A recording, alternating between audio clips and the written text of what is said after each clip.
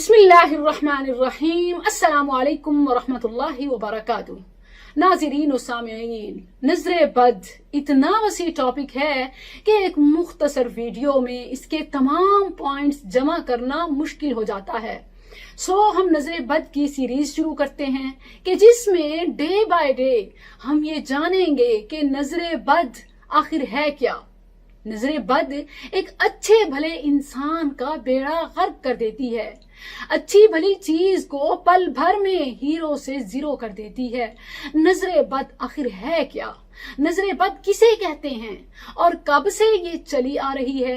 कुरान और हदीस में इसका वजूद किस हद तक साबित है कि ये इंसान को किस हद तक नुकसान पहुंचा सकती है, किस हद तक नजरअंदाज हो सकती है।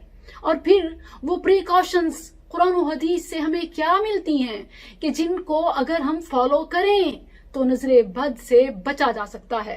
और फिर अगर नजर लग जाए किसी को तो कुरान और हदीस में क्या इलाज बताया गया है।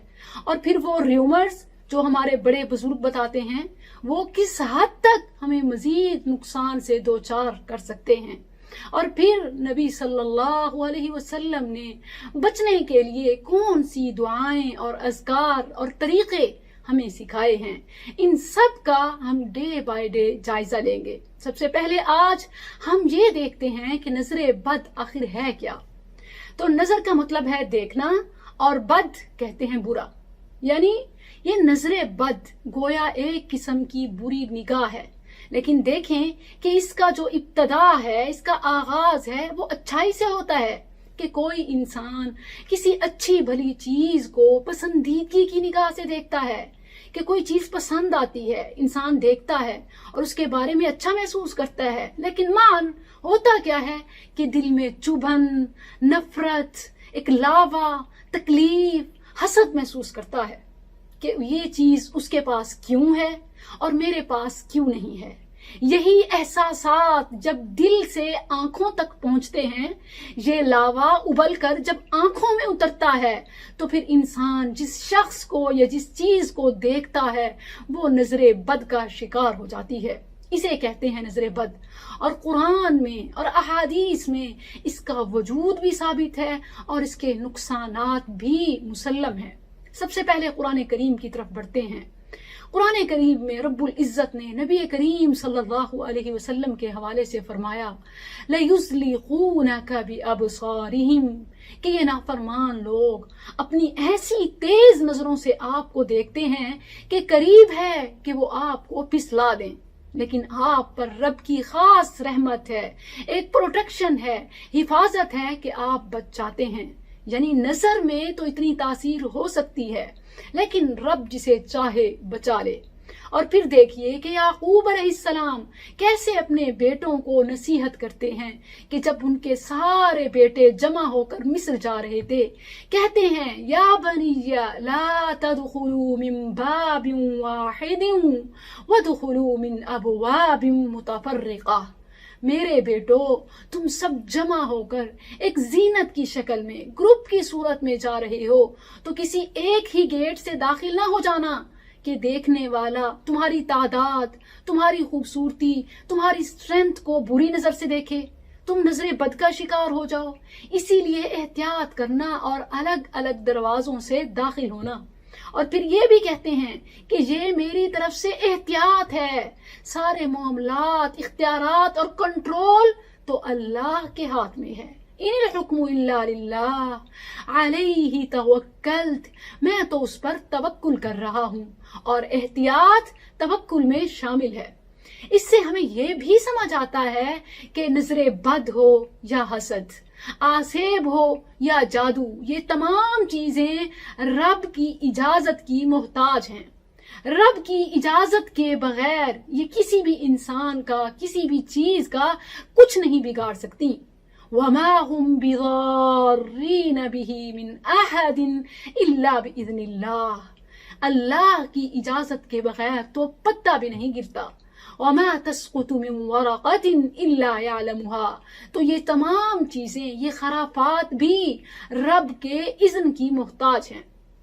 اس کے علاوہ یہ بھی یاد رکھیں کہ ضروری نہیں کہ انسان دوسرے کی چیز کو دیکھے اور دل میں تکلیف محسوس کرے کہ میرے پاس کیوں نہیں، یا اس کے پاس اتنی اچھی چیز ہے، اتنی ساری چیز ہے تو ہی نظر لگے گی، یعنی دوسروں کو نظر لگ سکتی ہے کسی کی، بلکہ انسان کی اپنی بھی اپنے آپ کو نظر لگتی ہے۔ سوال یہ ذہن میں آتا ہے کہ انسان بھلا اپنی تکلیف کیسے محسوس کرے گا؟ یعنی اپنی چیز کو دیکھ کر تو کوئی تکلیف محسوس نہیں کرتا، کوئی نفرت کا اظہار نہیں کرتا، بلکہ خوشی ہوتا ہے، تو پھر نظر کیوں لگتی ہے؟ اور بسا اوقات ایسے ہوتا ہے کہ اپنی نظر خود کو لگ جاتی ہے، وہ اس لیے کہ جو شخص اپنی چیز کو، اپنے پاس موجود نعمت کو دیکھ کر رب کا شکر ادا نہیں کرتا، گویا وہ متفخر اور متکبر ہو جاتا ہے، فخر میں آ جاتا ہے، اتراتا ہے کہ سمجھتا ہے کہ یہ سب کچھ میرے اپنے بل بوتے پر ہے، میرے پاس تو اتنا کچھ ہے، میں تو اتنا کچھ ہوں۔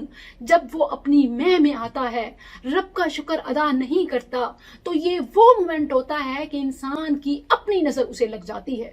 سورہ کہف اللہ رب العزت نے اس شخص کا حوالہ دیتے ہوئے کہ جو اپنے خوبصورت باغ میں جا رہا تھا اور پھر اس نے دیکھا، اترایا تو وہ پل بھر میں خاک ہو گیا۔ اسے اس کے ساتھی نے کہا لولا اذ دخلت جنتک قلت ما شاء اللہ لا قوت الا باللہ، کیوں نہیں جب تو اپنے ہی باغ میں داخل ہوا تو نے رب کا شکر ادا کیا کہ یہ سب کچھ میرے رب نے مجھے عطا کیا، کہ اس کے علاوہ اور کوئی پاورفل با اختیار ہے ہی نہیں۔ تو جب بھی کسی بھی چیز کو دیکھیں، کسی دوسرے کے پاس کوئی نعمت یا ایون اپنے پاس بھی، تو ضرور پڑھنا چاہیے لا حول ولا قوت الا باللہ۔ مزید اس حوالے سے تو ہم ڈسکس کریں گے کہ کیا دعائیں ہیں، کیا علاج ہیں، کیا طریقے ہیں، لیکن آج ہم یہ دیکھ رہے ہیں کہ قرآن میں کس حد تک اس کا وجود ثابت ہے۔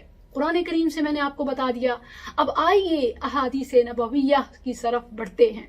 ام المؤمنین عائشہ رضی اللہ عنہا فرماتی ہیں کہ ان العین حق، رسول اللہ صلی اللہ علیہ وسلم نے فرمایا استعیذوا باللہ من العین فإن العین حق، نظر برحق ہے، اللہ سے نظر بد سے بچنے کے لیے پناہ مانگتے رہو، بالکل ایسے جیسے شیطان سے پناہ مانگتے ہیں، اعوذ باللہ من الشیطان الرجیم، تو ایسے ہی سکھایا استعیذوا باللہ من العین، نظر بد سے بھی بچنے کے لیے اللہ سے پناہ مانگتے رہو، کیونکہ اختیار کل کا مالک تو صرف وہی ہے۔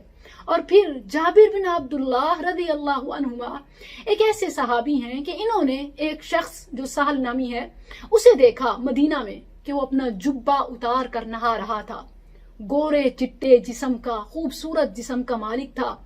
جب اسے نہاتے ہوئے دیکھا جابر بن عبداللہ رضی اللہ عنہما نے تو کہنے لگے کہ اتنا خوبصورت جسم، شاید اتنا تو نئی نویلی دلہن کبھی نہیں ہوتا ہوگا۔